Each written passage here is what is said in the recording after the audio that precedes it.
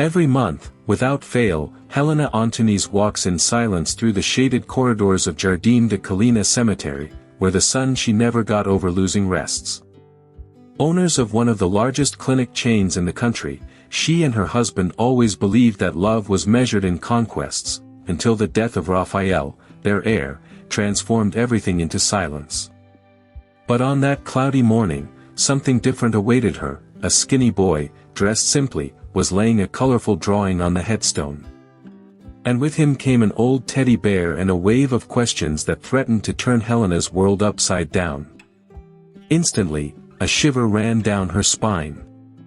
Who was that boy? Why did he seem so comfortable there, in front of a grave that should have been hers alone? In a country where social inequality separates not only homes, but destinies, that unlikely encounter opens the door for a family secret kept under lock and key, the hidden paternity that her son kept hidden until the last days of his life. And now, on the other side of the pain, Helena finds herself faced with the chance to redemption, or from the abyss of guilt. The story you are about to discover is one that takes your breath away and leaves a mark: motherly love, forgiveness, new beginning, acceptance. Everything pulsates in this plot where material possessions mean little in the face of a child's sincere gaze. In times of shallow relationships and fragile bonds, discovering that love can be reborn from absence is perhaps the greatest revelation. You know that moment when fate changes without asking permission? Get ready, because this story has everything to shake up what you believe about family, loss, and reunions, and when everything seems to fall into place, another turning point arrives. After all, where there is unhealed pain, there can also be room for a new beginning. Helena Antonis could no longer count the months since her son Raphael passed away.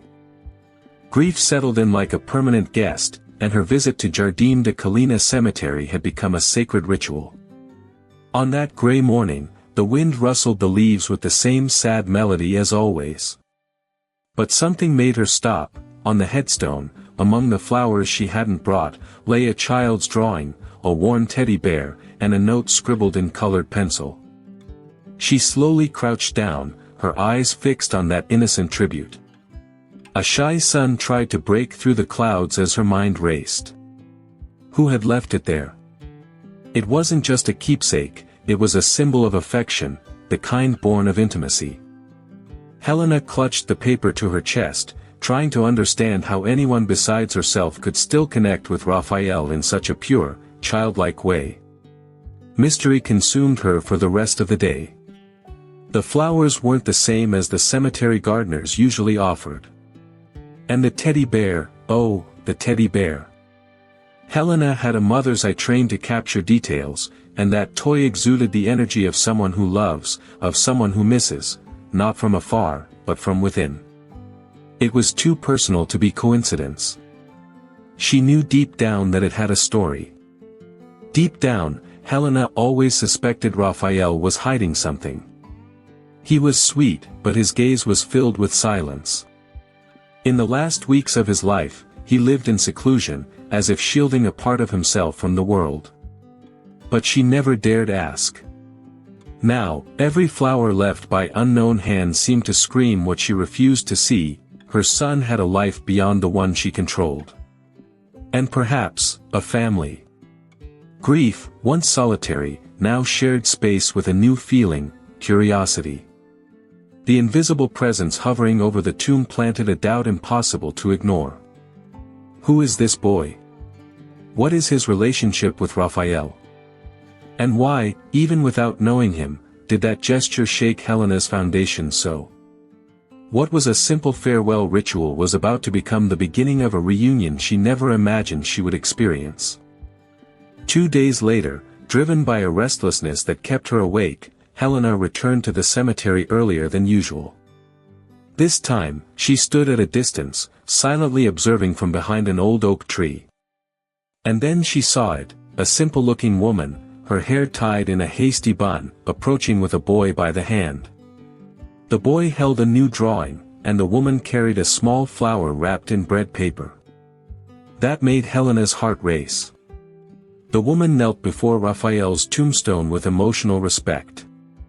The boy, with bright eyes and a serene expression, placed the drawing next to the already full vase. Helena didn't hear any words, but she saw the woman's lips move as if in prayer or thanks. The scene was so intimate, so charged with affection, that she felt like an intruder.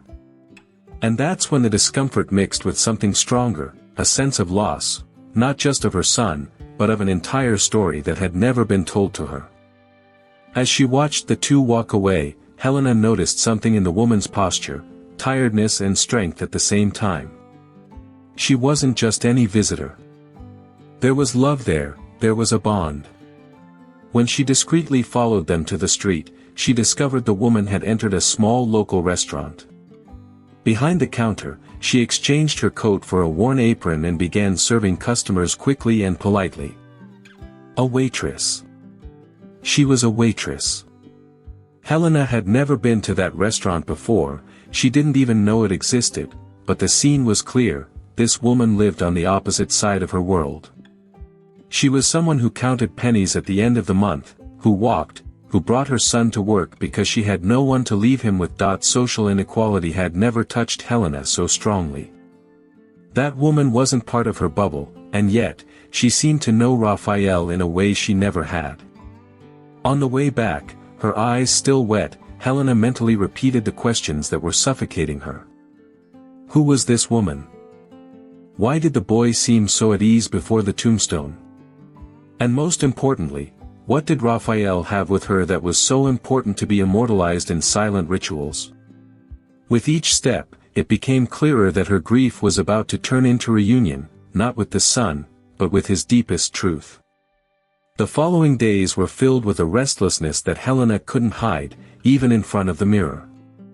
She, who had always had complete control over her own steps and those of others, now found herself walking the narrow sidewalks of the city center, almost invisible, as if the world had shifted perspective. He put on a scarf, swapped his blazer for a plain sweater, and returned to the restaurant where the woman worked. She sat in a discreet corner, silently observing the waitress's every move. Her name, he discovered from the name tag pinned to her apron, was Livia. Young, but with the marks on her face that only a hard life can carve. The boy, who sat drawing in a notebook leaning against the cash register, went by Davi. Shy, but with a sparkle in his eyes that made Helena hold her breath. It was impossible not to notice Raphael's features in that small face, the shape of his chin, the way he pressed his lips together as he thought. That wasn't imagination. It was hidden paternity materialized in flesh and blood before her. For a whole week, Helena returned to the restaurant, each time with new excuses. She ordered coffee, then lunch, then dessert. Her stomach no longer reacted, but her heart seemed increasingly hungry for answers. She watched Livia with a mixture of wonder and revulsion. How could this woman, who seemingly had nothing, maintain so much affection, so much dignity? How could she raise that boy with so much love, even without the support of Raphael's family? Little by little, Helena began to piece together a silent puzzle. She noticed the times Livia arrived, the conversations with her classmates, the trips to the cemetery, always on Sundays. The boy accompanied her everywhere, like an extension of her own body. And at no point did she make any attempt to ask for help or express her pain. It was as if he were harboring an old secret, one that hurt, but also gave her the strength to carry on. A secret that, now, Helena felt morally obligated to uncover. What had once been mere mourning now also became a calling. Perhaps Raphael had left more than memories, perhaps he had left a mission. What if this boy really was her grandson? What if she had denied him, out of ignorance or pride, a part of the story he deserved? What to do when the instinct to protect begins to war with the shame of what one refused to see? Helena's silent investigation was no longer just about Livia and Davi, it was about herself. After another afternoon watching Livia and Davi at the restaurant, Helena returned home with a heavy heart. She entered Raphael's room, where almost nothing had been touched since his death. The room still carried the soft perfume he wore, mingled with the heavy silence of morning. It was then that, for the first time in years, she decided to open the locked desk drawer. At the back, among old photos and scattered notes, she found a yellowed envelope in his handwriting, addressed only to those brave enough to read. With trembling hands, she unfolded the paper and began reading. The letter was a sincere confession from Raphael. In it, he spoke about his relationship with Livia, his fear of hurting his mother, and his love for the newborn boy. He wrote emotionally about his desire to be a present father, but also about his fear of facing family rejection. He admitted that he tried to tell the truth but never found the courage. Each line was like a knife wound and a hug at the same time.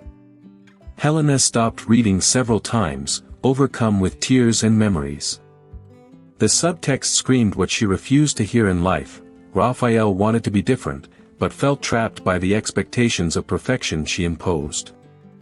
The letter revealed more than a family secret. It revealed a plea for forgiveness, a muffled cry from someone who wanted to reconcile maternal love with the freedom to live their truth. And now, the person reading that outburst was precisely the one who needed to hear it from the beginning.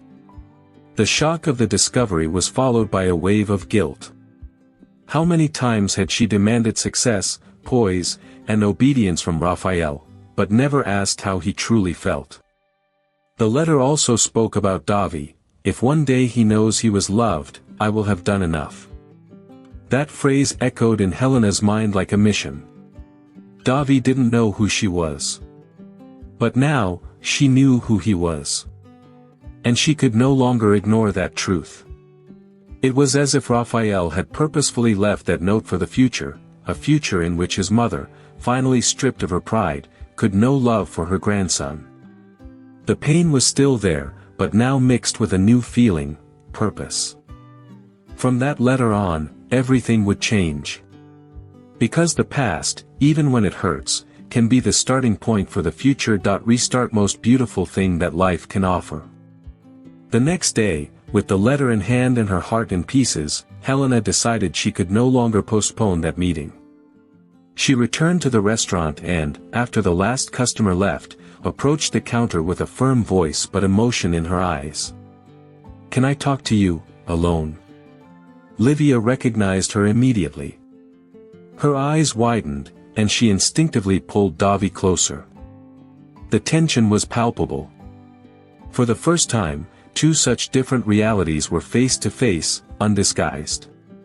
In the small storage room at the back of the restaurant, with boxes stacked high and the smell of cold coffee in the air, Helena opened the letter and handed it to Livia. "I know," she said, almost in a whisper. Livia hesitated. Her hands trembled. When she began to read, tears fell before she even finished the second line. There was no more room for lies. With a choked voice, she confirmed everything. Raphael was indeed Davi's father. They loved each other, but he was afraid of judgment, of the distance imposed by a controlling mother. Livia's story was like reliving everything Raphael never had the courage to say.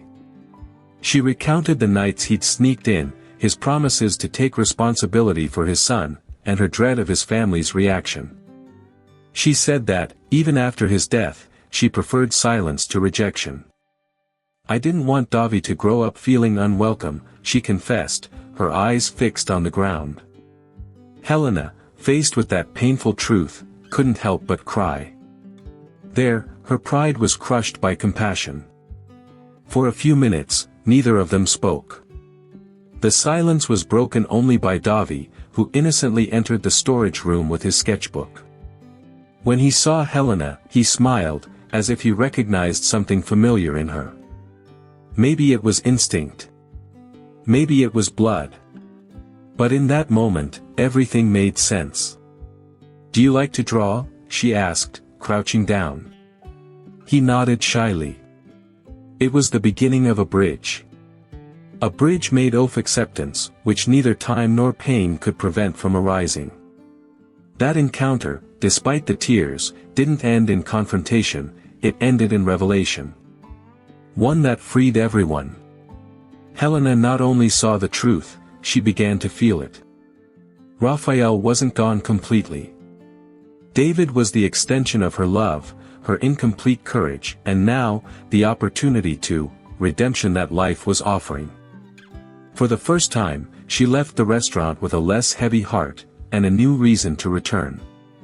In the following weeks, Helena began visiting the restaurant with a different purpose, no longer to investigate, but to get closer.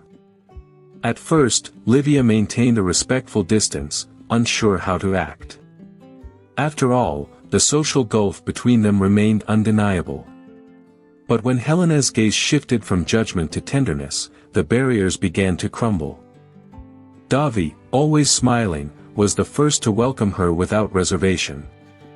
To him, this elegant lady was just another person who looked at him fondly, and that was enough. What had once been an uncomfortable silence gave way to shy conversations.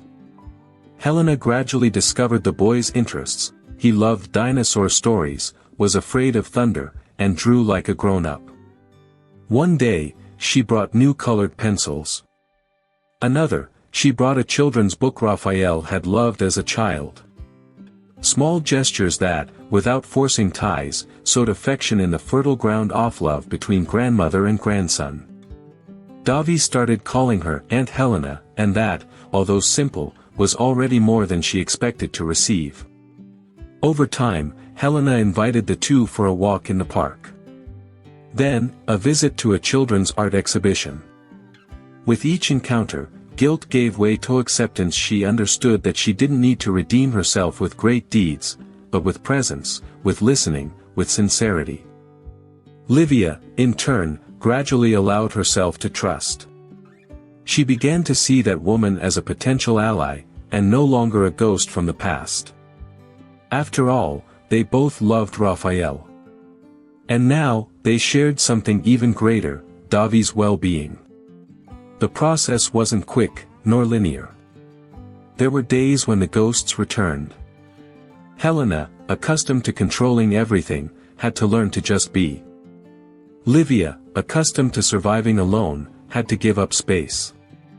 But over time, a kind of silent respect emerged between them. They didn't need to agree on everything, nor feign intimacy. It was enough to recognize that they were connected by something neither of them could deny, the boy who, unbeknownst to them, was forging a new chapter in their lives. And it was like this, between shared coffees and drawings taped to the refrigerator, that the bond grew stronger. Helena was no longer just a woman in mourning, she was someone under construction, beginning anew. And Davy, that small link between two such different worlds, became the greatest teacher of all. Motherly love now unfolded in the form of a grandmother. And even without Raphael around, her presence was felt in every gesture. What had once been pain gradually transformed into a bond, and what had been distance became care. As her meetings with Davy became routine and her conversations with Livia flowed more naturally, Helena began to reflect on everything she had missed. During her long sleepless nights, it was no longer grief that consumed her, but the realization that she had lived for years within a bubble of demands and pride. The pain she felt came not only from her son's death, but from the life she had denied him. For the first time, she saw her own rigidity as a wall that had kept away the one she loved most. And that's where the forgiveness, not only what she sought from others, but what she needed to offer herself. Helena understood that eternally blaming herself wouldn't bring Raphael back, but it could push Davy away forever. Little by little, she learned to replace, "Why didn't I see this before?" with, "What can I do now?" It was like trying to walk barefoot over the shards of the past, but willing to carefully clean them away, one by one. The process was painful, but also revealing. Only those who face their guilt head-on can free themselves from it. Livia, for her part, also bore her own scars. She learned early on not to expect much from others, to rely solely on her own strength. Therefore, seeing Helena approach her without arrogance, without impositions, surprised her. And it was precisely this change in attitude that created fertile ground between them. For start, neither of them was perfect, but both were willing to learn. And that, in itself, was a form of victory. After all, it's in vulnerability that the truest bond is born. Their relationship became marked by subtle exchanges, a helping hand with Davi, a conversation after work, a fond memory. Helena began to understand that love isn't about control, it's about presence, listening, and respect. And for the first time, she felt she was becoming the woman Raphael might have been proud to introduce to his son. Not as a wealthy and distant grandmother, but as a bridge between worlds that once seemed irreconcilable. Each day was a new opportunity to retrace her steps. Helena discovered that, even without a manual, it was possible to be a loving grandmother. That, even without erasing the past, she could build a different future. And perhaps the greatest gift Davi had brought wasn't Raphael's continued existence, but the chance for transformation. Because, after all, life doesn't always give second chances, but when it does, it takes courage to seize them with an open heart. The relationship that began with silence and distrust gradually transformed into something beautiful to see and feel. Davi no longer called Helena aunt so formally. One day, without warning, he blurted out a spontaneous "Grandma Lena," while showing a drawing of the three of them together. Helena was speechless, her eyes filled with tears, her heart aching. That word, grandma, carried a symbolic weight that not all the diamonds in her vault could carry. It was pure, uncompromising love. Helena's house, once silent and filled with memories frozen in time, began to come alive again. On the refrigerator, there were now drawings stuck with colorful magnets. On the sofa, building toys and a pair of small slippers. And in her heart, the space previously occupied only by mourning was now shared with laughter and hope. Davi filled the rooms like someone turning on lights in an old house. And Livia, with her simple yet firm manner, brought balance, like someone who cares even without knowing they are caring. Helena learned to offer without invading. She didn't try to take Davi away from Livia or mold him into her world. On the contrary, she molded herself. He began to understand tight routines, lean budgets, public schools. Things that had previously seemed distant to her, but were now part of the reality she wanted to share. And in this process, she stopped being just the rich grandmother and became someone who listens, who participates, who respects, and who loves without trying to control. Livia also changed. Little by little, she began to trust more, to smile more lightly. For the first time since Raphael's death, she felt she was no longer alone. It wasn't about depending on Helena, but about allowing herself to share the burden. Davi now had a circle of love where before there had been only her. And this didn't diminish her role as a mother, on the contrary, it strengthened it. Because when love is multiplied, no one loses ground, everyone wins. Thus, what began as a confrontation between pain and mystery turned into something rare, a new emotional home not in the literal sense, but in the shared affection, in the bond built with care. Helena and Livia's relationship wasn't perfect, but it was sincere. And around Davi, they formed a unique, unlikely, but true, family. A reminder that, even between such different worlds, love remains the greatest common ground. Davi's 4th birthday arrived as a turning point. Until then, celebrations had been simple, a homemade cake, perhaps a colorful balloon, and lots of hand-drawn art. But this year, something was different.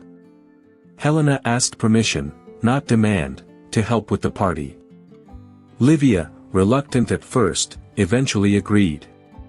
They planned everything together, dinosaur-themed decorations, Davi's favorite chocolate cake, and a guest list that included neighbors, schoolmates, and, for the first time, the entire restaurant staff. The living room in Helena's condominium was transformed.